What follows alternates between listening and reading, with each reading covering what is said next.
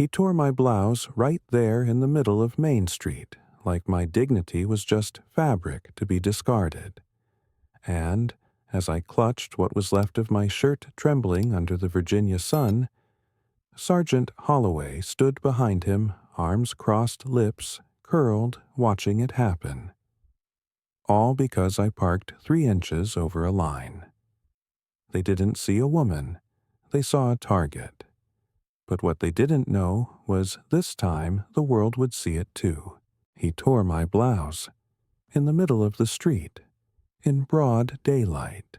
With no warning, just rage in his voice and cold metal in his hands. "Take your hands off me," I screamed, struggling to hold my shirt together as the threads gave way beneath his grip. But it was too late. The sound echoed louder than the horns, louder than the shouts. Rip. And suddenly my dignity lay in shreds, fluttering in the wind like a flag of defiance that no one had asked to see. And standing behind him, arms folded, was Sergeant Karen Holloway. Her lips pursed like she'd bitten into something rotten, probably my existence. Her mirrored shades reflected my humiliation, her badge glinting like a gavel passed without trial. All because I parked 3 inches over a faded white line. That's all it took. But I'm getting ahead of myself. My name is Valerie James. 42. Black. Widowed. A 3rd-grade teacher at Lincoln Elementary in a quiet Virginia town that likes its peace and likes it white. I've lived here for 17 years, ever since my husband Marcus moved us back from D.C. He wanted green space and a backyard for our daughter Layla. He wanted slow Sunday's neighborhood BBQs and the kind of quiet that would let his soul catch up after years in the Army. We had that for a while. Marcus died 3 winters ago. An aneurysm, sudden and brutal.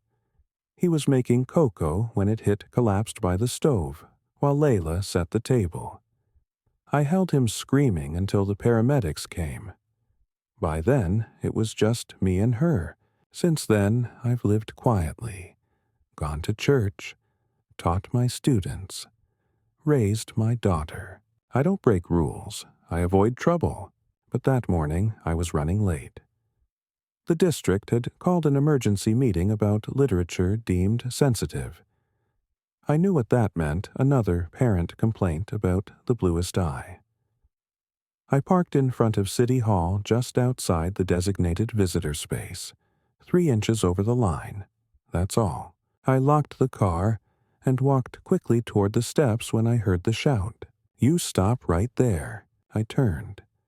2 officers approached fast, one older, stocky, and flushed with a thick neck and a name tag that read Briggs. The other was Holloway, rigid as stone. "You can't just leave your car like that," Briggs snapped. "You're obstructing a fire zone." I looked back. "It's not a fire zone. The sign says." I said, "Step back to your vehicle," he barked. His hand was already on my wrist. "I'll move it just..." And that's when he grabbed me. Full force. Pulled me toward the curb. My bag slipped. Papers scattered. "Hey," I protested, struggling. "Let go of me." Then his hand closed around the front of my blouse, yanked, and the fabric gave way with a vicious tearing sound. Gasps came from across the street. A man dropped his coffee. A woman stopped mid-text. I clutched the torn edges to my chest, heart thudding. "What is wrong with you?" I shouted. Briggs sneered. "You resisting." Holloway stepped forward, calm as ice. "You're being disruptive, interfering with an officer. If you don't comply, we'll be forced to detain you." Detain me for what? I was no longer standing outside City Hall. I was in a different courtroom, a symbolic one where the verdict was always the same. Black woman, loud, threat, guilty. I looked at the growing crowd. No one moved.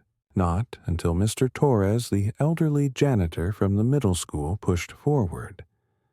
I saw the whole thing, he called. She didn't do anything.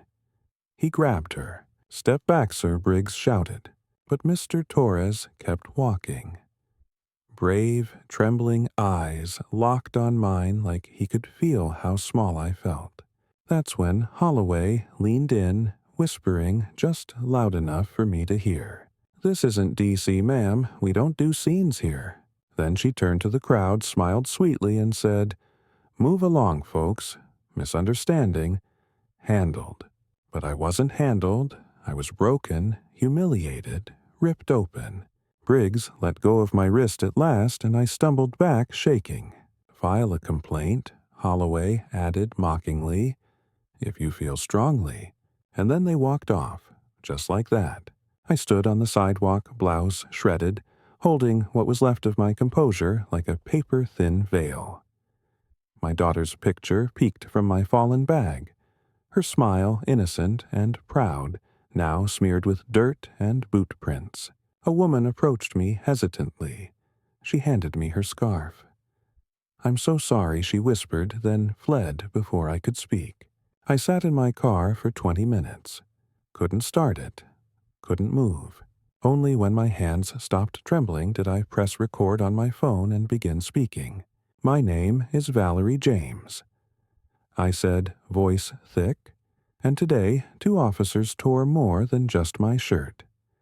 They tore the illusion I've held for 17 years that being quiet, respectful, and educated would protect me.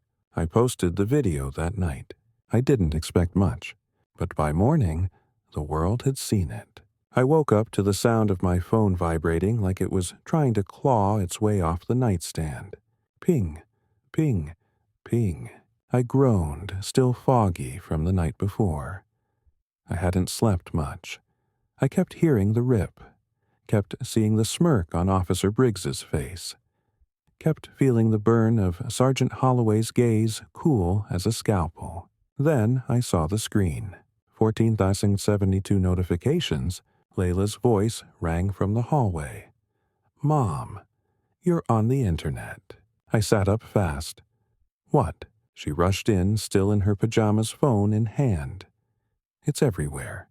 TikTok, Twitter, Facebook. Look, there it was, my face caught between tears and rage, staring back from the screen. They tore my clothes because I parked wrong. They tore my dignity because I didn't cower. My name is Valerie James, and this is what happened in Plainfield, Virginia." The caption beneath read, "Justice for Valerie." Torn by the badge. I scrolled in disbelief. One repost by a law professor, another by a national journalist. Then a celebrity I barely recognized, some young singer, commented, "This made me sick. Do something. Plainfield PD." Hundreds of thousands of views. And climbing. It wasn't just the video. It was the rage it awoke. My voice had struck a nerve that pulsed far beyond this sleepy town.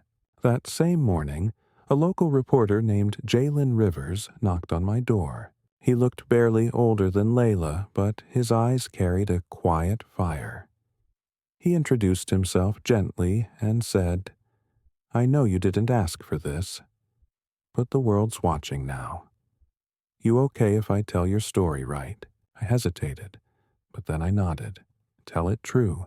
By noon, the footage had reached the national evening news. My phone rang non-stop.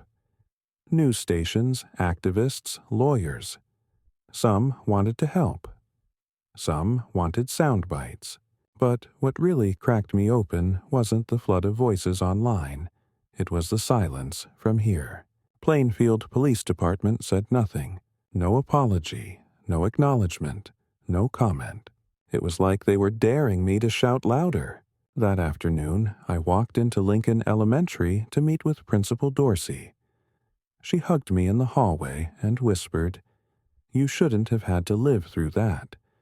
And if the school board has a problem with your voice, they'll have to deal with mine, too." She was the first person in town with a title who didn't look away. But not everyone felt the same. When I stopped by the grocery store, I noticed Mrs. Hennigan from the PTA quickly turning her cart and pretending not to see me. 2 clerks froze when I walked in. Another customer muttered, "Why'd she have to post it? Just makes everything worse." Worse for who? That night I sat at the kitchen table, my laptop open. Emails poured in. Dozens from women. Hundreds from black women. One read, "I'm a nurse in Kentucky. They dragged me out of my car for asking why I was pulled over. I never told anyone. Thank you." Another, "I was 12 when an officer laughed as he searched my mother's purse on the sidewalk. I've never forgotten the way people stared. You reminded me I'm not alone. It hit me hard." I had peeled back my scars, and in return, strangers were bearing theirs. Still, a part of me felt exposed, unsteady. I was a school teacher, not a freedom fighter.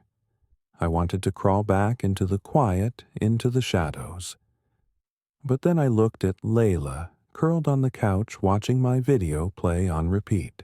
She looked at me, not scared but proud, and I knew I couldn't go back. The next morning a letter arrived at my door. No stamp, just slid under the frame. "You made your mess. Now lie in it. Stop bringing attention to our town before someone decides to clean it up for you." No signature, no return address. I read it once, then again, and then I lit a match and burned it in the sink. That same day, Jalen called. "Valerie, the department's finally responding. They're holding a press conference at 2 p.m. My pulse quickened. Will they apologize? He hesitated. I doubt it. I drove there anyway. Parked 2 blocks away and walked through the growing crowd. Activists, media vans, townsfolk holding homemade signs. Some read, "We believe Valerie." Others said accountability now. But across the street another group had formed. Smaller, harsher. Support our officers. Stop the lies. And in the center, Officer Briggs, arms crossed, jaw tight, eyes scanning the crowd like it was a battlefield. Then came Police Chief Mark Delaney, graying hair, stiff posture, voice, trained for press statements. He stepped up to the podium, cleared his throat. "We are aware of the incident involving Ms. Valerie James. We take all allegations seriously. An internal review has been opened. However, at this time, we stand by our officers pending the results of that investigation." That was it. No apology. No accountability. Just polished evasion. Someone in the crowd shouted, "She was assaulted." Chief Delaney kept reading. "We ask the community to remain calm. Let the process work." Briggs stood nearby. Smug. Holloway was nowhere in sight. I turned to leave, but a young woman in the crowd, a student, maybe, grabbed my hand. She said, "We're with you. Don't stop." And in that moment I realized something. They were expecting me to. They were waiting for me to tire, to retreat, to shrink back into invisibility. But I was done being small. Back at home, I called Jalen. "I'm filing charges. I want a real investigation. Independent, not internal." He said, "You sure you're ready for that storm?" I paused, then answered, "I'm not just ready. I'm already in it. You learn a lot about people when you sue the police. Some stop calling. Others start whispering. And a few, just a brave few, stand taller beside you." It had only been 4 days since the press conference, but already the tides were shifting. Not in the department's favor. A retired judge named Ruth Atkinson reached out. Said she'd seen my video, read every article. She was 83, sharp as barbed wire, and said with a gravelly voice over speakerphone, "Ms. James, they want you exhausted. They want you afraid. But I'll be damned if I let them silence another woman under color of law. I'll represent you pro bono. Let's shake their tree. And just like that, I had an ally with teeth. We filed the civil suit on a Wednesday morning. By Thursday evening, the town was a hornet's nest. Some called it brave. Others called it betrayal. But truth doesn't care for comfort. Friday. I walked into the post office to mail a letter to my brother in Detroit, and that's when I saw Officer Briggs standing by the bulletin board. He turned. I froze. He stepped forward slowly, like a hunter who knew the deer couldn't run far. Well, look who made the news, he muttered, close enough to smell his breath, coffee, and contempt. I clenched the envelope in my hand. You shouldn't talk to me. He smirked. You know how many people file suits. Know how many actually win. I didn't answer. You think this little circus of yours matters, he said. You think people like you can tear down careers with TikToks and tears. That word. People like you. I leaned in, steady now.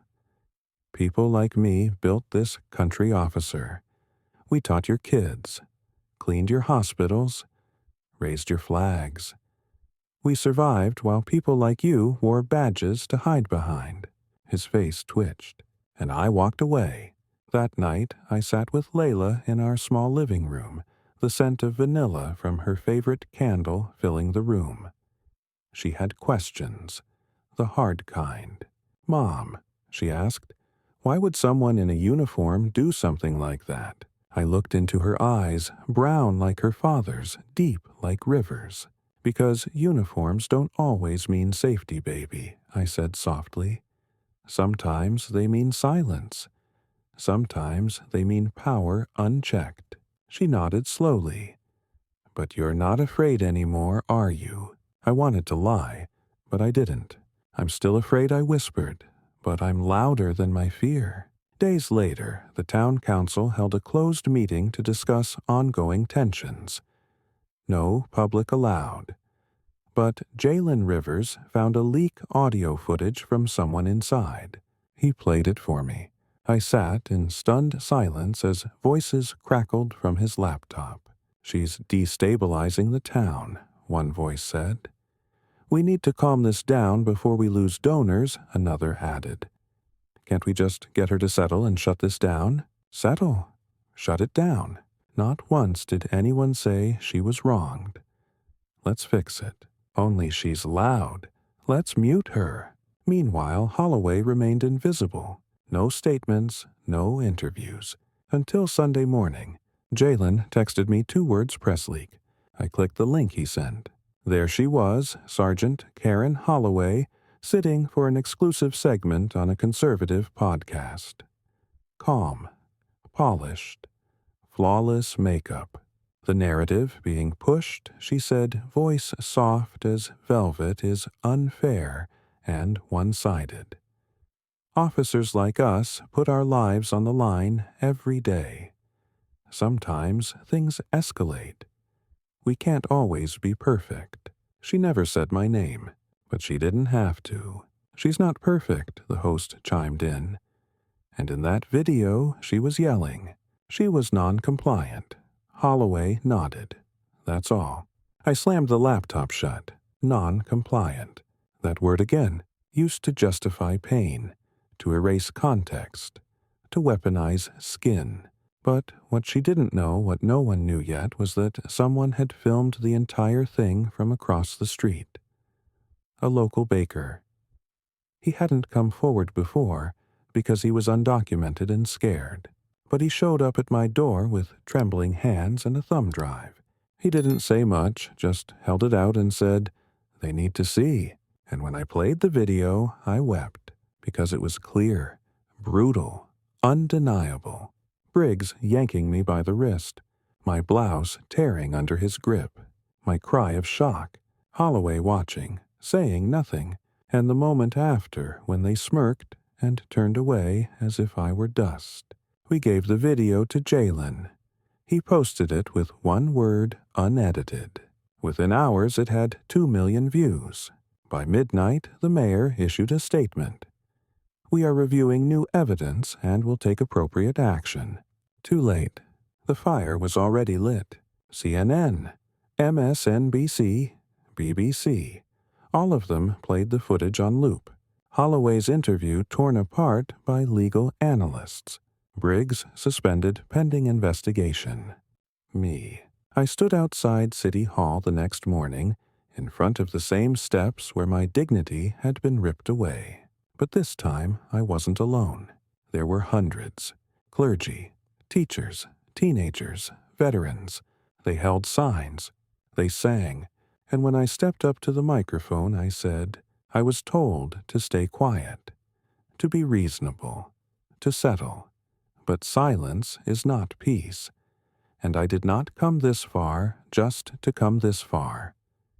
Justice must be more than words. It must be action.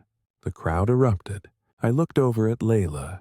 She was crying but smiling, and I thought of every black woman who had ever been silenced, every one who had been told she was too loud, too angry, too dramatic. I was all those things, and I was done apologizing. The knock came at 6:37 a.m. 3 sharp raps. Too confident to be a neighbor, too early to be friendly. I peeked through the curtain and saw a familiar uniformed Sergeant Holloway flanked by 2 internal affairs officers. She looked different now. Not the crisp, cold sergeant from the street. No makeup. Pale lips. Hair pinned back in haste. And, for the first time, uncertain. I opened the door but said nothing. Miss James, one of the IA officers, said, "We need to speak with you. Off the record for now." I let them in. Layla was still asleep. I made coffee with shaking hands while they laid out folders. Documents. A USB. And then Holloway spoke. I was wrong, she said quietly, her voice barely above a whisper. I looked at her. This woman, this wall of silence now cracking like old paint. I knew what Briggs did was excessive, she continued. But I didn't stop him. I didn't report it. I stood by and let it happen. And you did more than that, I said, voice flat. You smiled. You walked away. Her eyes filled, but I had no sympathy to spare. The IA officer stepped in. Sergeant Holloway has agreed to cooperate with our investigation and provide testimony. And why, now I asked. Because the video went viral. No, Holloway said. Because your truth forced mine out of hiding. That afternoon, everything unraveled. Chief Delaney resigned under pressure. Officer Briggs was arrested for assault, civil rights violations, and falsifying reports. And Sergeant Holloway, in a twist no one saw coming, stood in front of a packed courtroom 2 days later and gave a sworn statement. There is a culture of silence, of complicity. We're told to protect each other before the public. I obeyed that code. I failed my duty. The courtroom went still. The judge, a black woman named Clara Ung, nodded solemnly. Let the record reflect the blue wall has cracked. That evening, my porch was covered in flowers, letters, candles. Not all from locals, some from as far as Oregon and Maine. A single card lay on top with no name. It read, "You tore down more than a uniform. You tore down fear. Thank you." I cried for a long time that night. Not out of grief, but release. The department tried to spin it, said they were grateful for Sergeant Holloway's courage and committed to reform. But we weren't interested in spin anymore. We were building something better. With Jalen and Judge Atkinson's help, I co-founded the Plainfield Dignity Watch, a citizens' council, to oversee local enforcement conduct. We met every Friday night in the church basement. Veterans, nurses, retired teachers, young students who had watched my video and decided silence wouldn't be their legacy. We had power now. Not the kind that comes from badges, but the kind that comes from witnessing. One morning, I got a letter from the Department of Education. They wanted to add my name to their national keynote speaker list for justice in education and law enforcement. I almost declined, but Layla held my hand and said, "Mom, the world needs more of your voice, not less." So I flew to D.C., the city Marcus and I once called home, and stood at a podium in front of 1,000 educators and lawmakers. I told them about the morning my clothes were ripped by the hands meant to protect. I told them about the days that followed the fear, the fight, the fire. And I told them about the choice I made not to disappear. After the speech, a young black officer in full uniform approached me, hat in hand. He said, "My name is Jeremy. I joined the force to protect people like you. But stories like yours make me realize how easy it is to become someone like him." I looked him in the eye. "Then don't." He nodded. "I won't." Weeks passed. Seasons changed. And, slowly, Plainfield began to shift. Bias training wasn't just a checkbox. It was mandatory, enforced, and taught by people who lived it. Officer Briggs. He pled guilty, lost his badge, sentenced to 4 years. Holloway, stripped of rank, now working in community outreach under supervision. She sent me a letter, apologizing, asking for nothing in return. I haven't written back. Maybe one day, maybe never. Forgiveness, after all, is not a shortcut. It's a mountain. One Sunday morning, I hung a wind chime on my porch, one Marcus made from copper tubing and old keys. For years, I'd kept it packed away. Too painful, too loud. But that morning, I let it sing again. And as the breeze moved through it, I stood barefoot on the porch, eyes closed, listening, not to the wind, not to the chimes, but to the sound of a woman who had once been torn in half, now whole again. Grief is a strange thing. It doesn't leave when justice arrives. It lingers quiet, heavy, like smoke after a fire. Even as Plainfield changed, I still felt the burn. Every morning when I passed City Hall, every time I walked into the grocery store and saw faces that had once turned away. And yet, for the first time in years, I wasn't just surviving, I was building.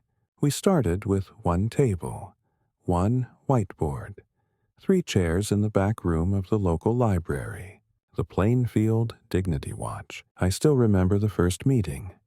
Jalen scribbling ideas with a dry erase marker, Judge Atkinson flipping through her legal pads, and me, staring at the words "civilian oversight" written in red, wondering if this tiny flame we'd lit could last in a place that had once tried so hard to smother it.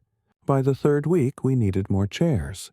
Parents came, veterans, college students with notebooks and shaky voices, a high school sophomore who said she wanted to be a lawyer after watching the trial. People came to speak, but they stayed to listen. We made a list. Independent Police Oversight Board with full investigative power. Body cam audits conducted monthly by civilians. Mandatory de-escalation and anti-bias training led by former victims. Community reporting hotlines not controlled by the department. Some said it was too ambitious, too radical. But we had the most powerful weapon, the truth, and the receipts. We had the footage, the transcript, the lawsuit, the resignation, the arrest, and most of all, we had each other. Still, the backlash never disappeared. One day, I found my tires slashed in front of the school.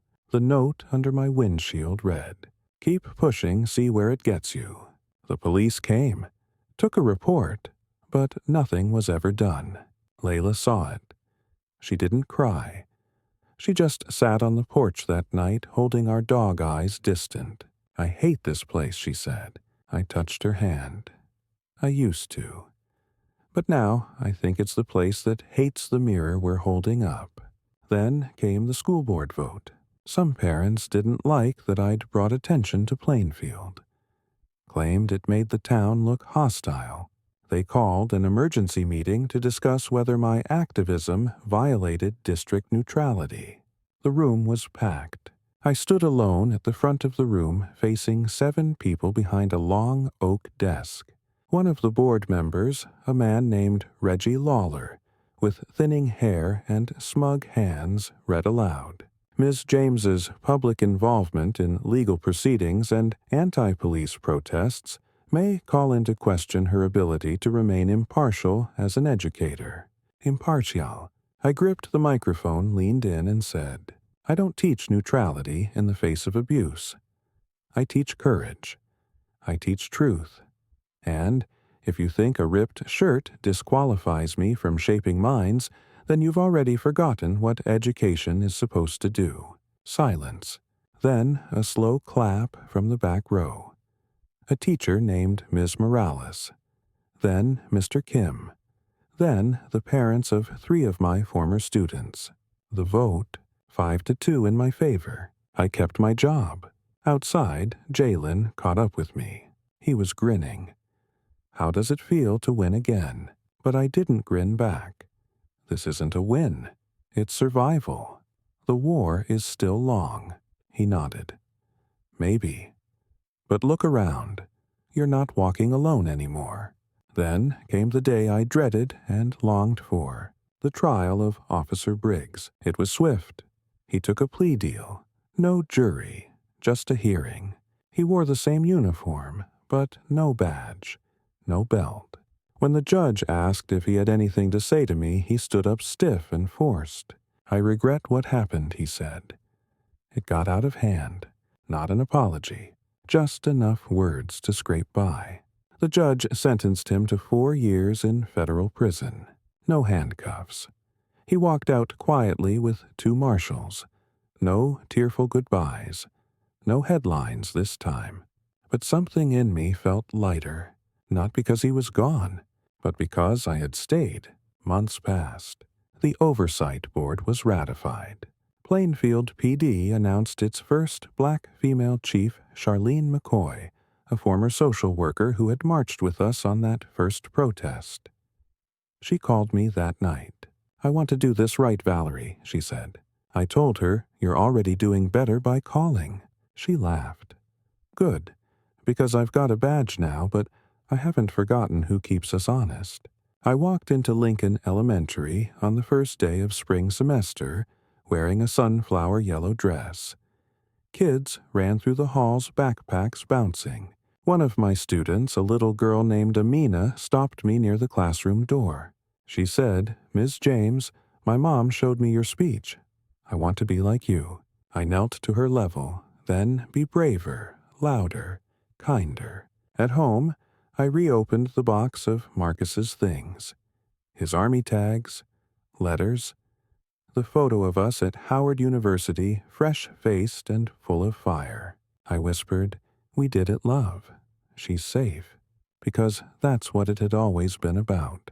Not just justice, but making the world safe enough for Layla to grow, to speak, to live without fear of being torn by anyone. And for the first time since that day on the sidewalk, I slept without hearing the rip. It started with a letter. A thick, cream-colored envelope slid under my classroom door. The envelope bore the presidential seal. At first, I thought it was a prank, but the more I read, the more my hands began to shake.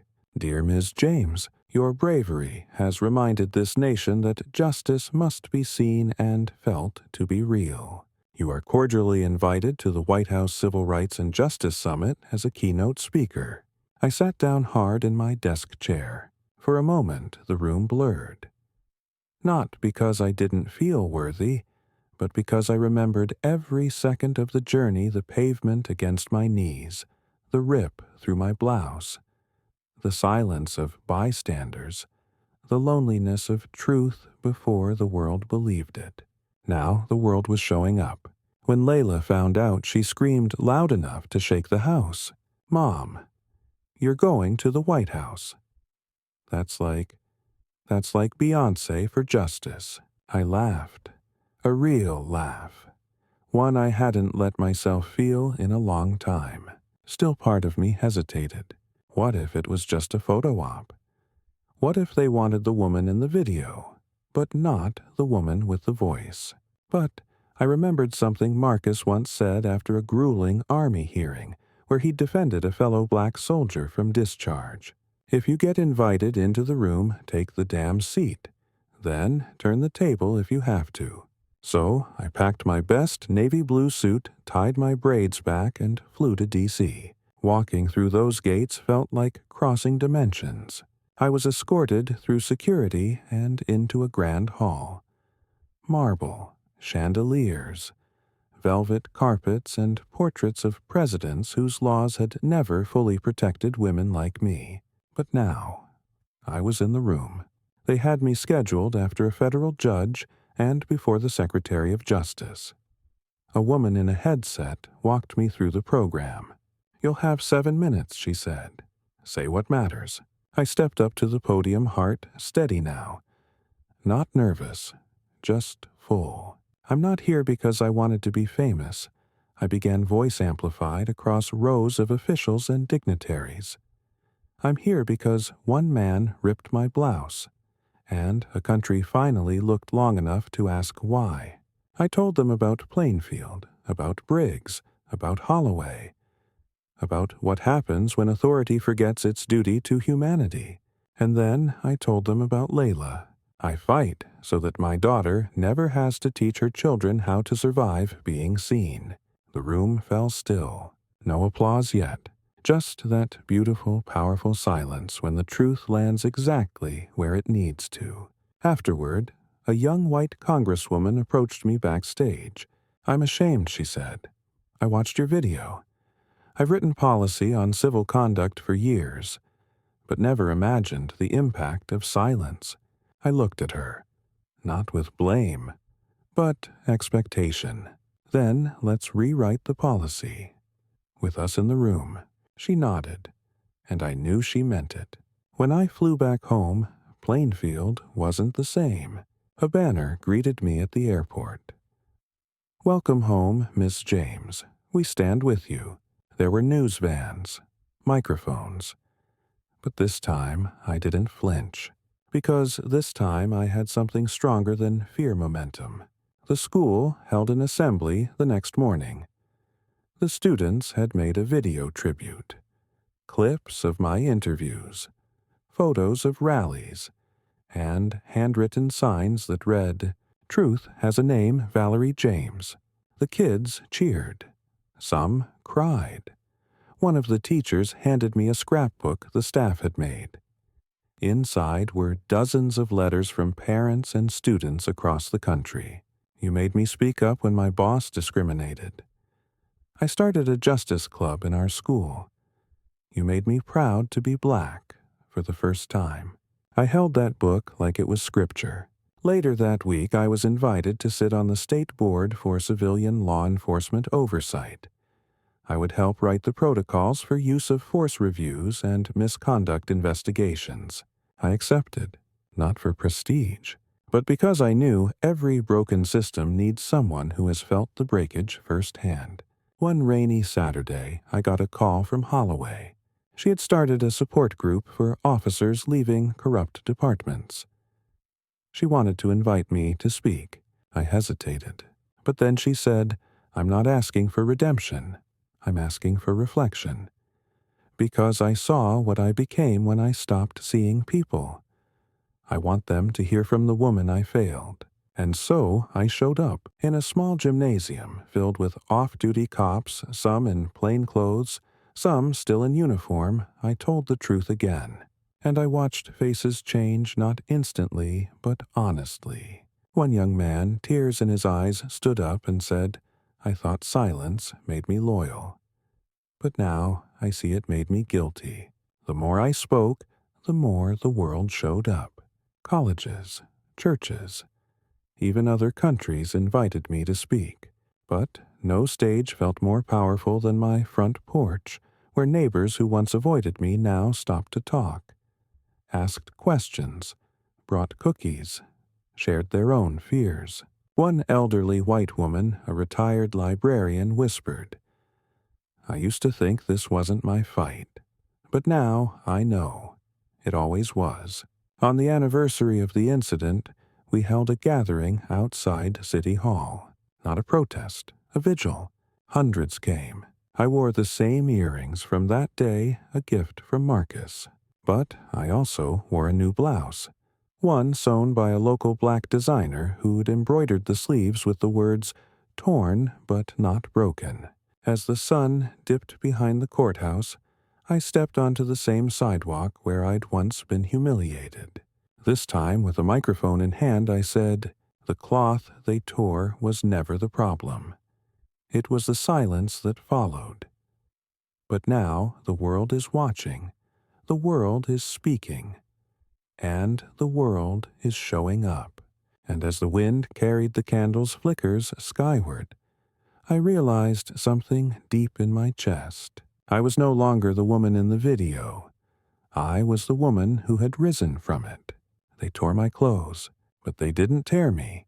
Not really. What they tore was the illusion that silence would protect me, that keeping my head down was safer than raising my voice. And in the ruins of that illusion, I built something unbreakable. A year had passed. Layla was taller now, her laugh deeper.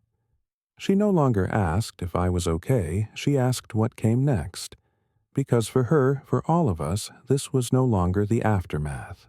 It was a beginning. I stood at the mirror in my bedroom, pinning on a brooch shaped like a phoenix. A gift from a woman I'd never met, sent in the mail with a note that read, "From one survivor to another, keep rising. I had been invited to speak again. Not in D.C. this time, but at the National Museum of African American History and Culture. A panel titled, 'Women Who Refused to Be Silent.' As I stepped onto that stage beneath the names of warriors and writers and widows who had endured, I spoke not just as Valerie James, the victim, but as Valerie James, the witness, the teacher, the mother, the survivor, the movement. I thought I was alone, I told the crowd. But the moment I told the truth, I realized I was standing on 1,000 shoulders. And now I am the shoulder someone else will stand on. Afterward, a young woman approached me in tears. She clutched her phone, showed me a video.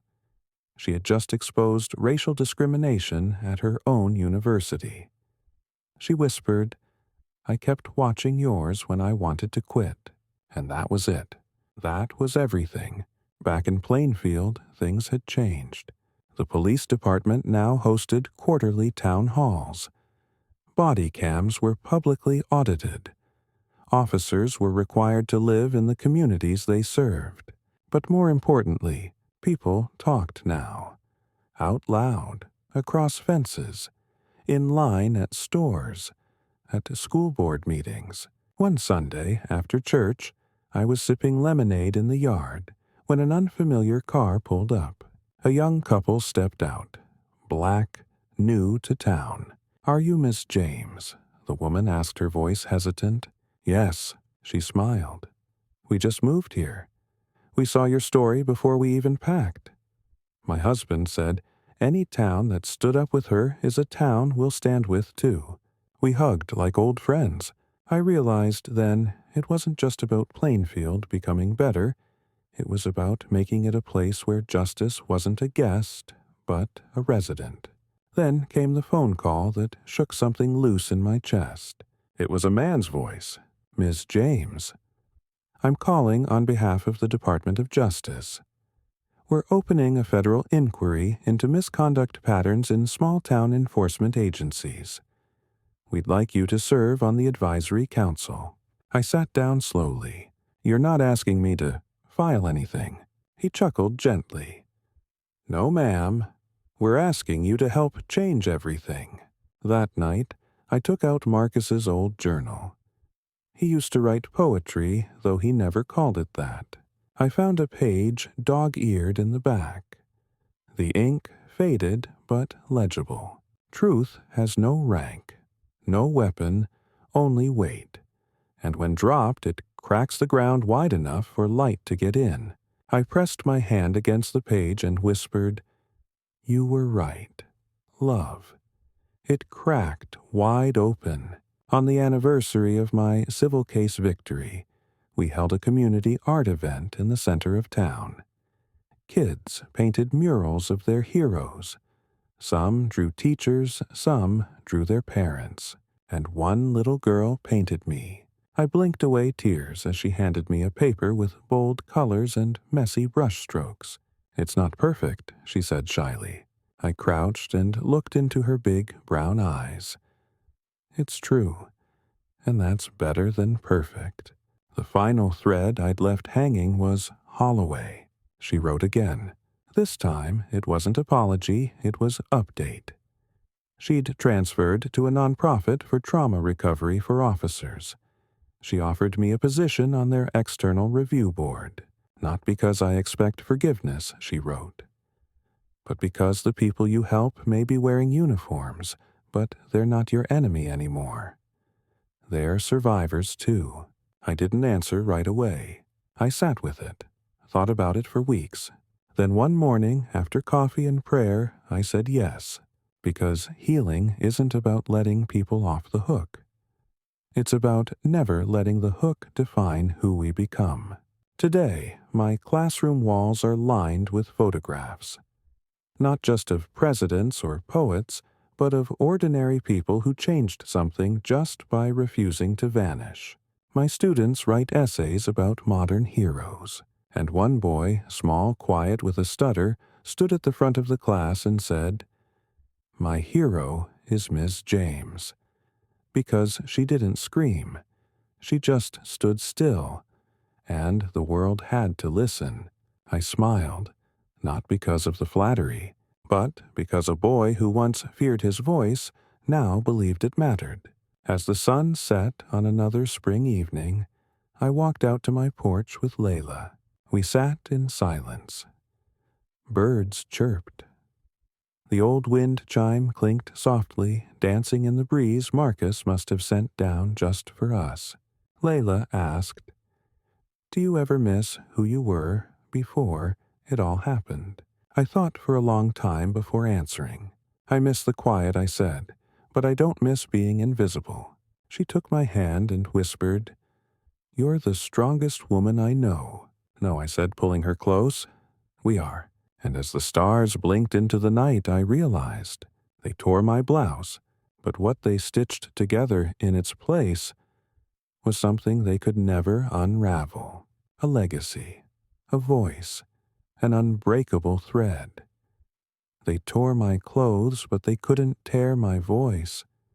They tried to shame me, but instead they unmasked a system. And in the ashes of my silence I built a truth loud enough to change laws, wake towns, and heal wounds. Because justice doesn't arrive with permission. It arrives when someone dares to say enough. To anyone watching this, if you've ever been silenced, humiliated, or made to feel small, know this: you are not alone. Your voice is power, and your truth is the beginning of change. If this story moved, you don't let it end here. Hit subscribe to stand with the voiceless. Drop a comment, share your truth, your fight, your hope, and hit like, because the world needs more light, more justice, and more people like you who refuse to stay silent. Together, we are louder than injustice. Together, we are unbreakable.